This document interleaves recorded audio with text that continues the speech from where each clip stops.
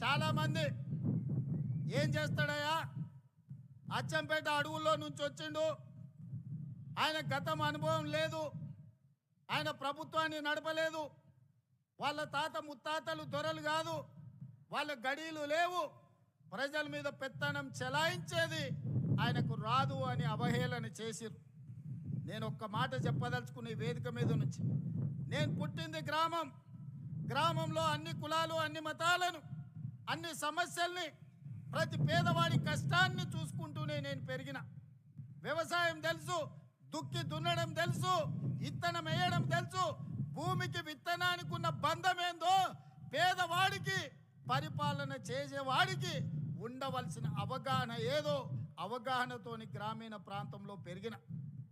రాష్ట్రం అంటే దేశం అంటే ఎక్కడో లేదు, గ్రామాల సమూహమే తెలంగాణ రాష్ట్రం. 12,000 పైచలకు గ్రామ పంచాయతీలు అంటేనే తెలంగాణ రాష్ట్రం.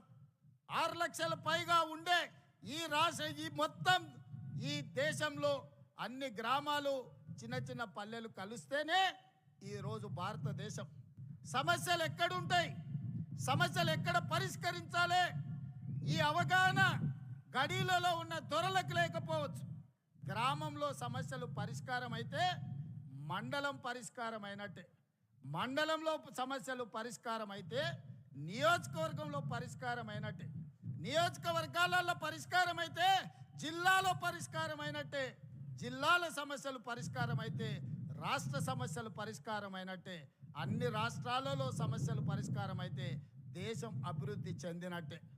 ఇప్పుడు చెప్పండి మిత్రులారా, కొండారెడ్డిపల్లిలో దళితులు, గిరిజనులు, బలహీన వర్గాలు, మైనారిటీలు, మహిళలు, పేదవాడి మధ్యలో పెరిగిన నేను, పేదల సమస్యలు తెలిసిన నేను ఆ సమస్యకు పరిష్కారం కనిపెట్టలేనా, పరిపాలన నేను అందించలేనా?